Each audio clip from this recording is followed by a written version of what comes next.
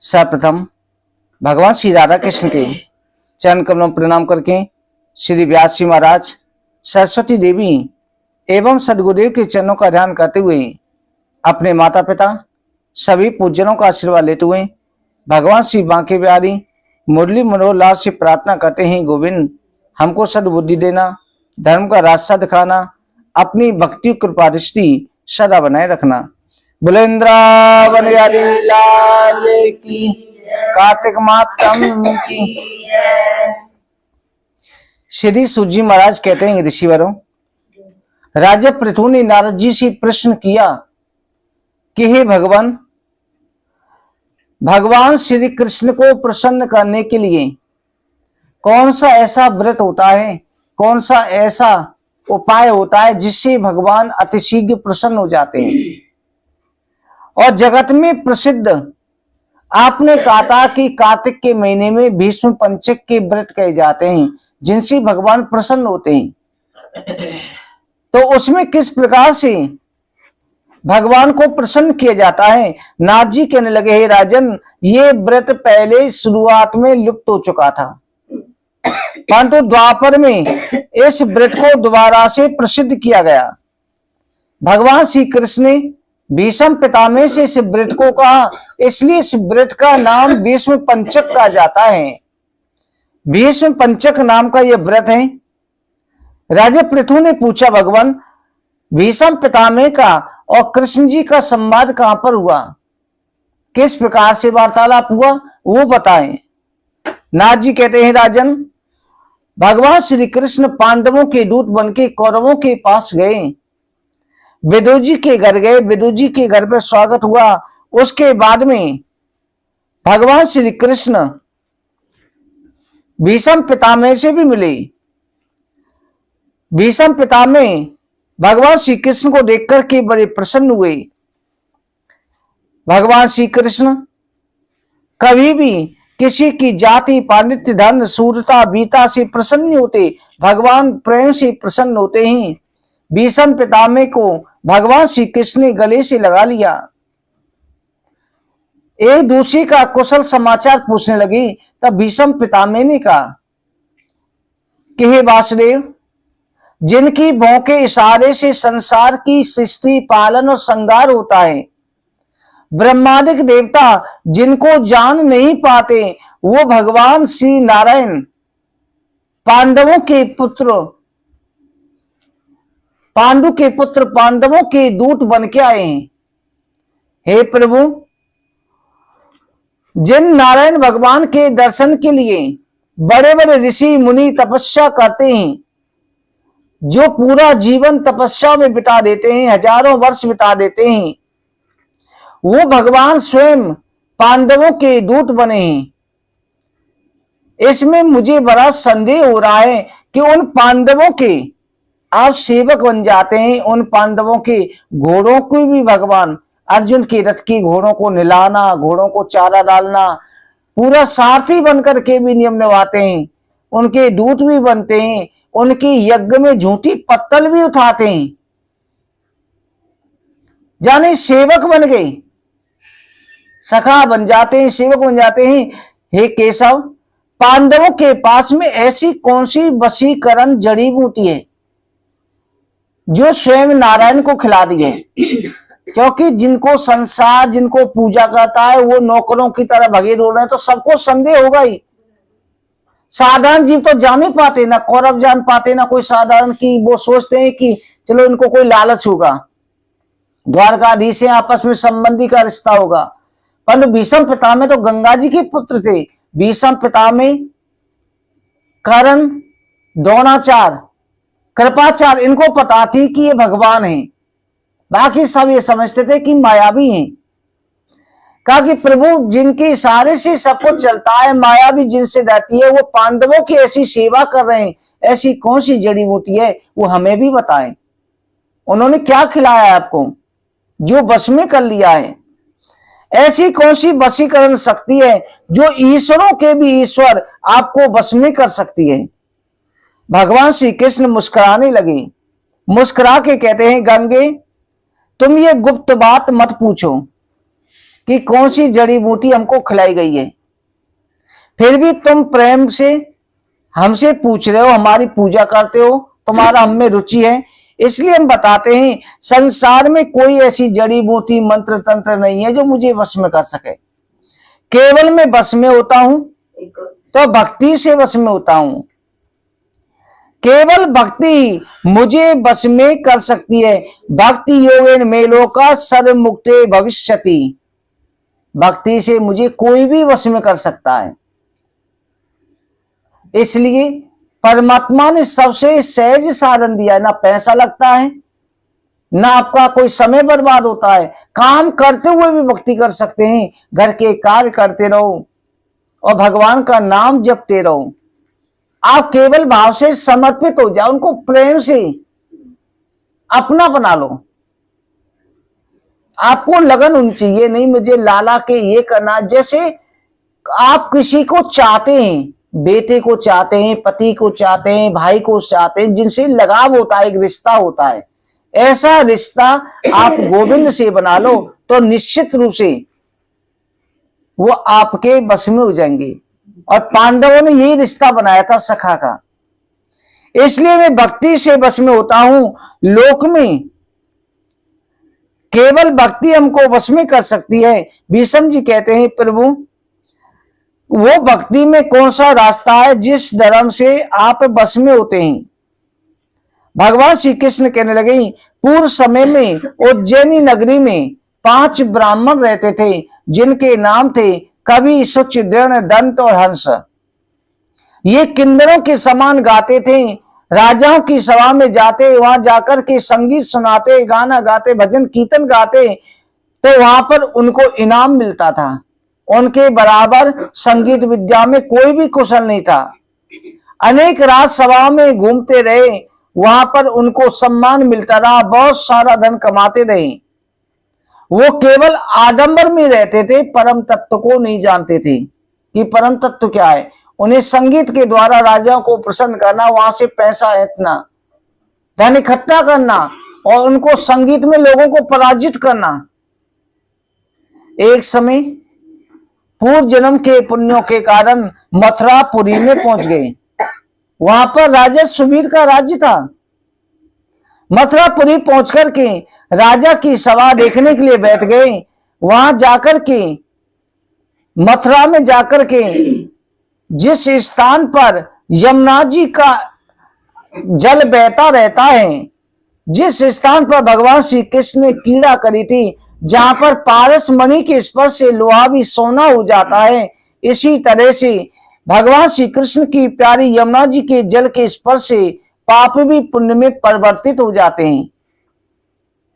ऐसे स्थान पर ये 5 ब्राह्मण जो है यमुना जी में स्नान किया। यमुना जी में स्नान करने से इनके पाप कम हुए और स्नान करके जो है फिर राजा की सभा में गए। एक दिन एक मनुष्य से पूछा कि यहाँ पर राजा का विशेष शौक क्या है। उसने बताया कि राजा की रानी है भूप पत्नी, जिसका नाम कदम्बनी है। वो संगीत विद्या में बड़ी कुशल है, किन्नरों के समान गाती है और जब राजा के आगे नाचती है तो उस समय पर लोग देखते हैं कोई भी उसके संगीत का तोड़ नहीं है।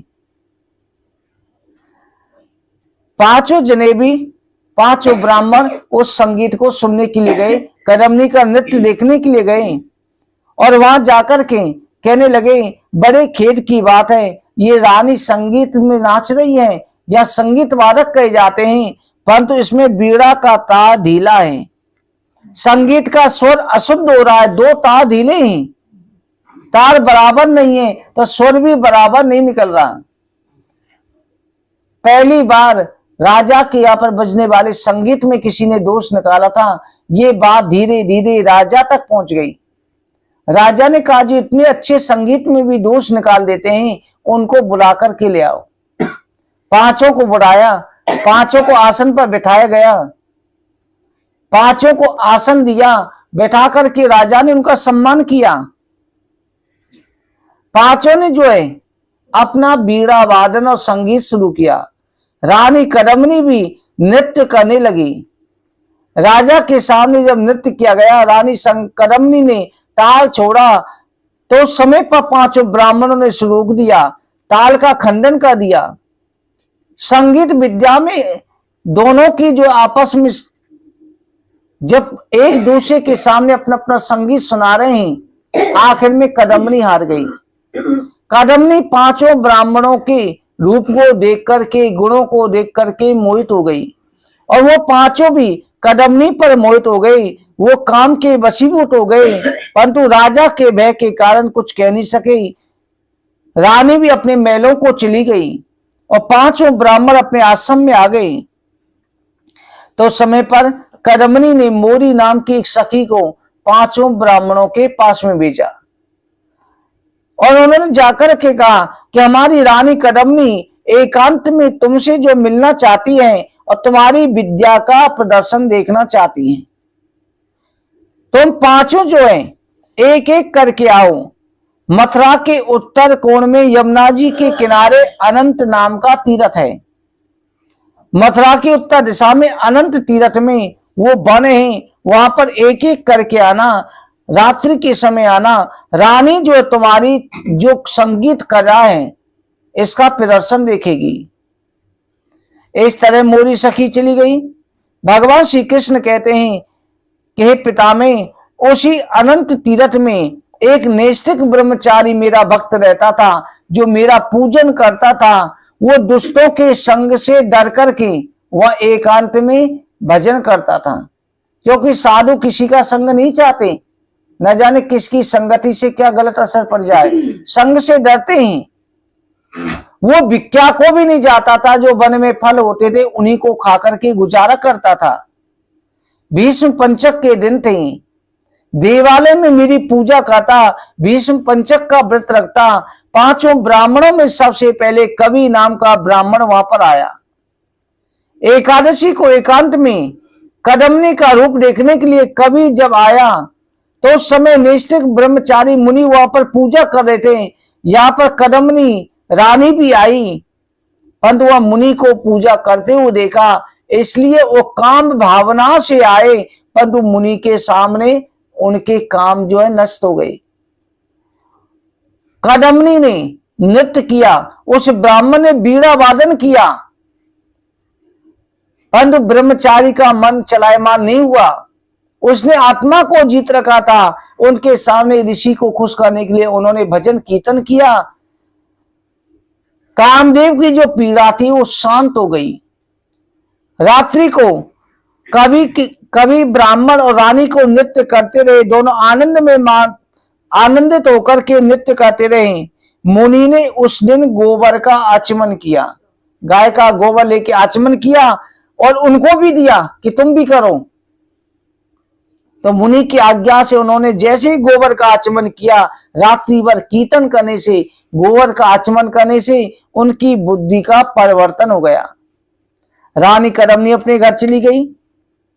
इधर ब्राह्मण भी अपने घर को गया और वहां जाकर के कवि ब्राह्मण ने दूसरे ही दिन सारा धन वस्त्र आभूषण जो अपने हिस्से का था सब दान कर दिया और दान करके स्वयं भगवान का भजन करने के लिए वहीं एकांत में रहने लगा। उसने सब कुछ त्याग दिया। दूसरे दिन कदम्बनी को देखने के वास्ते सुचि नाम के ब्राह्मण आए। दूसरे दिन फिर मुनि को बैठे देखा। रानी ने सोचा आज तो ब्राह्मण वो संत साधु नहीं मिलेगा, परंतु साधु तो उस दिन भी था। सुचि ब्राह्मण के साथ में फिर रानी कदम्बनी ने उनका पूजन किया, मेरा पूजन किया। रात भर ऋषि के सामने नृत्य किया, मेरे भजन कीर्तन करते रहे। उस समय उनके मन में भक्ति उत्पन्न हुई, उनका मन शुद्ध रहा। दूसरे दिन ऋषि ने गौमूत्र का आचमन किया, उनको भी दिया। रानी कदम्बनी ने और सुचि ब्राह्मण ने गौमूत्र का आचमन किया। ऋषि की संगति से सुचि का मन पवित्र हो गया। दूसरे दिन वो भी आया, बोला कि संसार में विषय में आसक्त ऐसे लोगों को देखो, कहा मैं अपना पतन करने जा रहा था, इस मोह में फंसे हुए संसार रूपी दावानल को नहीं जानते, भगवान कृष्ण को नहीं बजते। संसार में लोग बड़े ही दुष्ट हो गए हैं।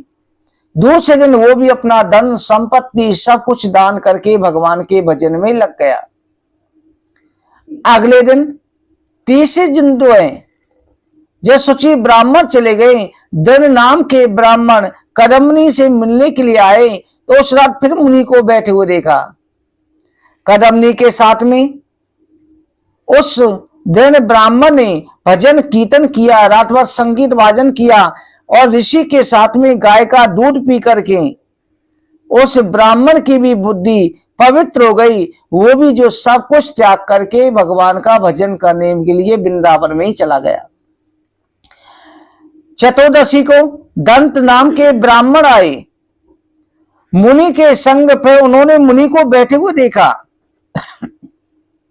मुनि के साथ बैठकर के गाय का घी पिया, घी का भोग लगा करके आचमन करा, पिया तो उस ब्राह्मण की भी बुद्धि पवित्र हो गई। वो भी सब कुछ त्याग करके अगले दिन चला गया। इसी प्रकार से पूर्णमासी के दिन आखिरी दिन हंस नाम का ब्राह्मण आया। हंस नाम के ब्राह्मण ने भी वह ऋषि को बैठे हुए देखा, ऋषि के सामने भजन कीर्तन किया, आमले के नीचे बैठ के स्नान किया, आमले के नीचे श्राद्ध किया, आमले के नीचे भोजन किया।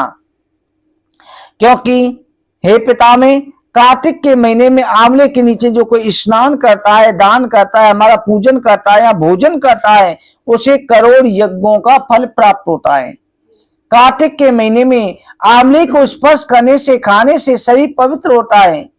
हंस नाम का ब्राह्मण भी मुनि के निकट ये सब कुछ किया। मुनि की संगति के कारण मेरा पूजन करने से वो पाप से बच गया और पाप से बच करके वो कदमी पर मोहित नहीं हुआ और दही खा करके विरक्त हो गया। सब कुछ दान करके मेरी भक्ति में लग गया। इधर राजा ने कदमनी का रोज रोज वन में जाना सुना, रानी को वन में अपने महलों में बंद कर दिया। कदमनी वहीं पर रह करके महलों के अंदर ही मेरा भजन कीर्तन करने लगी और मेरे इस भीष्म पंचक व्रत के प्रभाव से उसने प्राण त्याग दिए। इधर ब्राह्मणों ने भी प्राण त्यागा। वही पांचों ब्राह्मण आकर के पांचों पांडव हुए और जो कदमनी नाम की रानी थी वही द्रौपदी बनी है। हे पिता में कार्तिक के महीने में आंवले के नीचे श्राद्ध करने से हंस नाम के ब्राह्मण युधिष्ठिर हुए। एकादशी को जागरण करने से मेरा मित्र ब्राह्मण अर्जुन बना। शुचि सहदेव हुए, दंत नकुल हुए और दृढ़ नाम का ब्राह्मण महापराक्रमी भीमसेन हुआ। ये पांडवों ने व्रत किया, उसी व्रत के प्रभाव से हम वशीभूत हैं। इनको हम सब कुछ देंगे। इस व्रत को अब संसार में तुमने सुलभ कर दिया है। जो लोग ये व्रत करेंगे और जो लोग मथुरा में मेरा व्रत करेंगे तो मुक्ति उनके हाथों में रहती है। अगर मथुरापुरी में इस नियम को कर लिया तो मुक्ति उनके हाथों में होगी। सार्वभौम राज्य, स्वर्ग लोग, ब्रह्म लोग, विष्णु लोग, योग सिद्धि, मुक्ति प्रसन्नता से हम प्रदान करेंगे।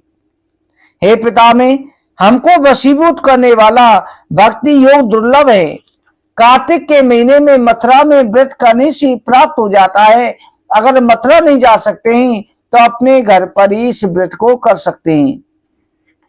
नारद जी कहते हैं, राजन, इस व्रत का मातम सुनकर के भीष्म पितामह अत्यंत आश्चर्यचकित हुए। फिर भीष्म पितामह प्रत्येक वर्ष भीष्म पंचक का व्रत करने लगे। तभी से इसका नाम भीष्म पंचक पड़ गया। इसी व्रत के मातम से बाणों की सैया पर जब पितामह पड़े हुए थे, प्राण त्याग रहे थे, तो चतुर्भुज रूप भगवान श्री कृष्ण सामने खड़े थे। जब तक भीष्म पितामह ने शरीर त्याग किया तब तक भगवान श्री कृष्ण एक रूप में वहीं खड़े रहे। जो श्री कृष्ण को शायद जो मुक्ति चाहे, जो भगवान को प्राप्त करना चाहता है, एकादशी से पूर्णमासी तक इस व्रत का नियम ले। बाकी 3 दिन फलार करे, अखंड दीप दान करे, 5 दिन दीपक जलावे, 5 व्रत ने किए हों तो प्रबोधनी एकादशी के दिन ब्रह्म कूचक व्रत करे। एकादशी अथवा पूर्णमासी को किसी भी दिन एक रात्रि उपवास करके पंचगव्य का पान करें। अगर 5 दिन नहीं कर सकते हैं तो एकादशी को कर लो या पूर्णमासी कर लो, पंचगव्य गाय का गोबर, मूत्र, घी, दूध, दही मिलाकर के बना लो, थोड़ा थोड़ा ग्रहण कर लो, चन्नामृत की तरह ले लो। इसी को ब्रह्मकूटक वृक्ष करने वाला भीष्म पंचक के फल की प्राप्ति हो जाती है। एकादशी के दिन विष्णु भगवान का पूजन करके रात्रि को जागरण करें तो सभी कामना पूरी हो जाती है, ब्रह्मादि पाप भस्म हो जाते हैं। विष्णु जी के प्रसन्न करने वाले इस स्तोत्र कथा श्रवण नित्य बाद इनसे भगवान प्रसन्न हो जाते हैं। रात्रि भर भगवान विष्णु को एकादशी के दिन जगावे तो उसके पुण्यों की संख्या ब्रह्मा जी भी नहीं कह सकते। ब्रह्मकूटक वृक्ष धारण करने से पीपल, तुलसी, आंवले की 16 प्रकार से पूजा करें। दही, भात, गन्ना, मूली दान करें। सूत्र से आंवला पीपल पर सूट लपेटना चाहिए तो असंख्य पुण्यों की प्राप्ति होती है। पूर्णमासी को श्राद्ध करें। सोना, मोती, चांदी, चावल, दीप दान करें। इसी रीति से जैसा संभव हो वैसा करना चाहिए। भीष्म पंचक में काजल बनावे जिसे नेत्र पालन कहते हैं, काजल भी लगाया जाता है। और इसमें जो पंचगव्य का सेवन जरूर करना चाहिए। पंचगव्य में कैसे होता है, जैसे आपने गोबर लिया, उसको कपड़े में लो, निचोड़ लो, उसका रस जो हो जाता है, रस डालो, गौमूत्र डालो, दूध, दही, घी डालो और बना करके एकादशी का व्रत के दिन आपने व्रत रखा और दूसरे दिन द्वादशी को सुबह तो जरूर ले लो, तो इससे ब्रह्मकूटक वृक्ष की प्राप्ति हो जाती है। इस तरह से श्री सूत जी महाराज कहते हैं, ऋषिवरों, जिस कथा को सुनता है उसे अनंत पुण्यों की प्राप्ति होती है। बुलेंद्रावन बिहारी लाल की कथा।